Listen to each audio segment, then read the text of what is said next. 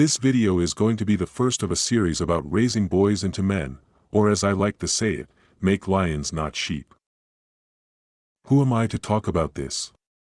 I am a person who made a career out of protecting, training and educating others into the protection industry or counseling others in regards of their safety and security, and often as a response to a direct threat. And I believe that the way that we raise boys nowadays is a direct threat on the future mental fitness of the grown male. From early on in my career I have held a head of training and selection position, and have been part of training and the selection of around 400 primarily young males to enter the highest level of the protection industry.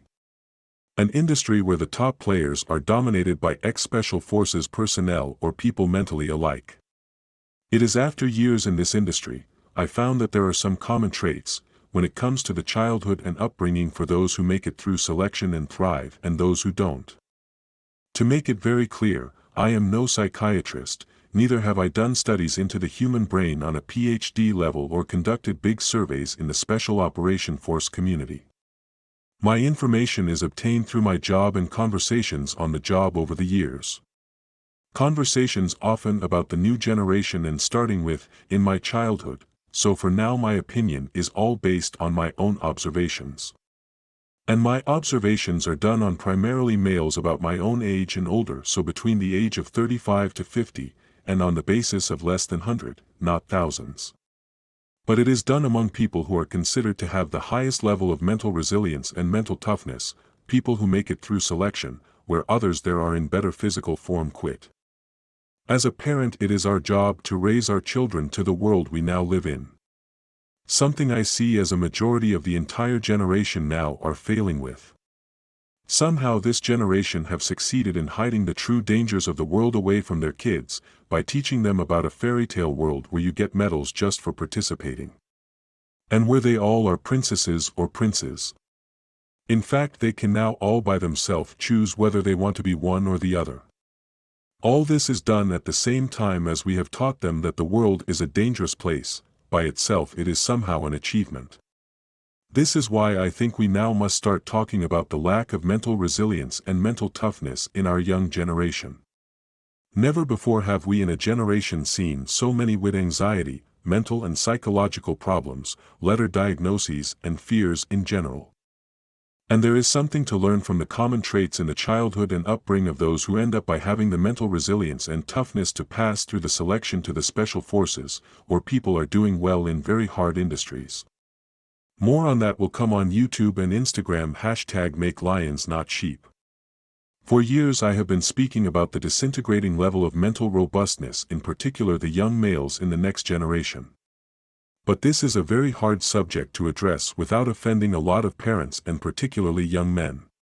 But it is an ever more important subject to address now than ever before. In 2018 there came a report that we have now reached a point here in Denmark where about 50% of primarily young men no longer meet the criteria to join the Danish armed forces. 22% of them due to mental health issues. Now again May 10, 2023 there has just came out a new report that it is now 58% of all young males there does not meet criteria to join the Danish armed forces. The number was 30% in 1995. It took 23 years to go from 30 to 49% and only 5 years to go from 49 to 58% where we are now. And nobody talks about what we have been doing wrong in the upbringing of boys. It's the same I see in the young men who come to me for the training and education into the high level of the protection industry. The mental robustness in general has disintegrated over the last 20 years in the young men we see on our courses and entering the industry. It comes in particularly into play when dealing with failure and hardship. A lot of the training we do is conducted in a manner where if you don't hear anything you are doing all right, and if your performance does not meet standard you will know. Over the years it's like the young men and women have developed an ever-increasing need to be praised for everything they do, even for what they must know is an under-average performance. And when told of not meeting criteria in an area, or their solution to a given assignment needs more work to meet criteria, they have an increasing tendency to become miserable and emotionally, and more often than not they will try to argument with excuses and blame. being corrected on or having pointed out personal weaknesses in comparison to the training or actual job they are doing, nowadays have an increased tendency to afflict emotional distress, sadness, and inspire thoughts and consideration of quitting and total failure, rather than being used as a motivation and a tool to excel in their field of interest, by starting to work on what has been pointed out to be below the acquired criteria and use it as an help to reach their end goal of becoming the best possible in whatever it was they set out to become. Beside the observation of the disintegrating mental robustness in the young generation, it is no longer uncommon for us to have young men and women joining our educations that are unable of swimming and having a diversity of fears and a mindset of that everything outside their comfort zone is dangerous. What this tells me is that parents and society are doing something very wrong in the upbringing of the next generations.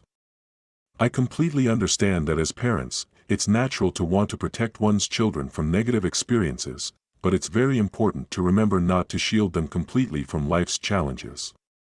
Working through difficulties and problems and have to make their own decisions and risk assessments, of course with adult support as required, will give your children a chance to learn about themselves, develop resilience, and grow as a person, and thereby have the foundation to develop into a strong lion. Have as a rule, learn your kids how to problem solve instead of just fix their problems.